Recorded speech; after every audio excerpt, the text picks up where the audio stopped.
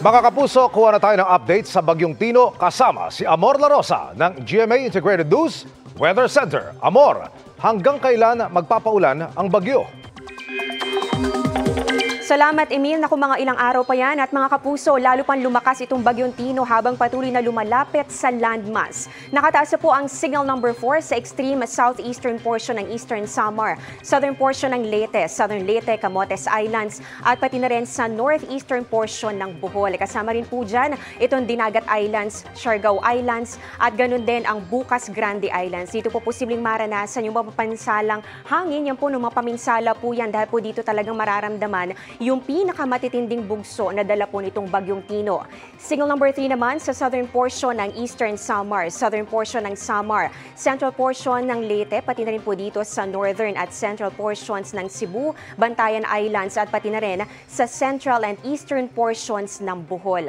Nakataas din po ang signal number 3 sa northern portion ng Negros Oriental, northern portion ng Occidental o yan po sa may Negros Occidental po yan, Guimaras, eastern portion ng Iloilo at pati na rin sa natitirang bahagi ng Surigao del Norte. Ito naman po nakataas ang signal number 2 sa southern portion ng Masbate, southern portion ng Romblon at pati na rin sa Cuyo Islands. Kasama rin po dito ang central portion ng Eastern Samar, central portion ng Samar, pati na rin po ang natitirang bahagi ng Leyte, Biliran, natitirang bahagi ng Bohol, natitirang bahagi ng Cebu at ganun din ang central portion ng Negros Oriental. Kasama rin po dito ang natitirang bahagi ng Negros Occidental, Siquijor, Capiz, natitirang bahagi ng Iloilo, pati na rin po ang Aklan at ganun din ang Antique. Ito naman pong signal number 2, nakataas din po yan sa ilang bahagi po ng Mindanao. Kasama po dyan ang northern portion ng Surigao del Sur, northern portion ng Agusan del Sur, northern portion ng Agusan del Norte at pati na rin sa Camiguin.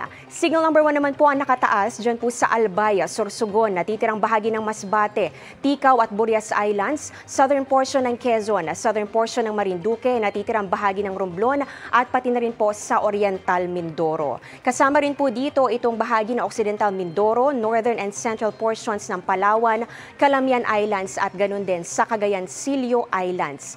Signal number 1 din po ang nakataas dito naman sa northern Samar, natitirang bahagi ng Eastern Samar, natitirang bahagi ng Samar Province at pati na rin ang natitirang bahagi ng Negros Oriental. Sa Mindanao, kasama rin po ang natitirang bahagi ng Surigao del Sur, central portion ng Agusan del Sur, natitirang bahagi ng Agusan del Norte, Misamis Oriental, northern portion ng Bukidnon, northern portion ng Misamis Occidental at pati na rin sa northern portion ng Zamboanga del Norte. Mga kapuso, sa mga nabanggit pong lugar, napakarami po niyan. Posible pong maranasan yung malakas sa bugso ng hangin na may kasama mga pag-ulan. At ito po, nagbabala rin ng pag-asa sa banta ng storm surge o yung daluyong naaabot po mula 1 hanggang 3 metro ang taas. Dito yan sa Caraga Region, pati na rin po dito sa buong Visayas at ganun din sa ilang bahagi ng Mindoro Provinces at ng Palawan. So ito po yung malaki po yung level ng tubig o mataas po yung pag-angat nito pong ating dagat kaya doble ingat.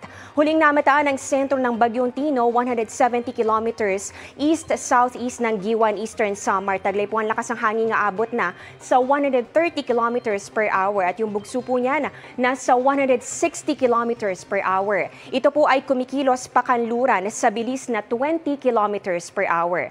Sa latest track po na inilabas ng Pag-asa, posibleng mag-landfall o di kaya naman kung hindi po talagang tumama, dumaan po malapit dito sa Homonhon Island or sa Dinagat Islands itong Bagyong Tino. Ngayong gabi po yan o bukas ng madaling araw. Sunod po itong tatama dito sa may Leyte o kaya naman sa Southern Leyte. So ibig sabihin po yan, depende pa kung aangat o di kaya naman po ay bababa itong bagyo. Tatawirin po nito itong iba pang bahagi ng Visayas. So pwede po dito sa Cebu, Bohol o kaya naman dito po next po niya na tatawirin ito po nga Negros Island Region at pati na rin po ang ilang bahagi ng Western Visayas. Maaari po kasama dyan ang Antique, Aklan, Capiz at pati na rin po ang Iloilo or Guimaras. So depende po yan. Ito po yung mga pasok dito sa ating cone of probability o area of probability. Ito po yung mga posibleng daanan nitong bagyo. At posible naman po after po yan sa Visayas ay dumiretso po yan dito sa may Northern Palawan. Bukas po yan hanggang Miyerkules po ng madaling araw. Ayon po sa Pag-asa, posible pong makalabas na ito sa Philippine Area of Responsibility pagsapit po ng Huwebes.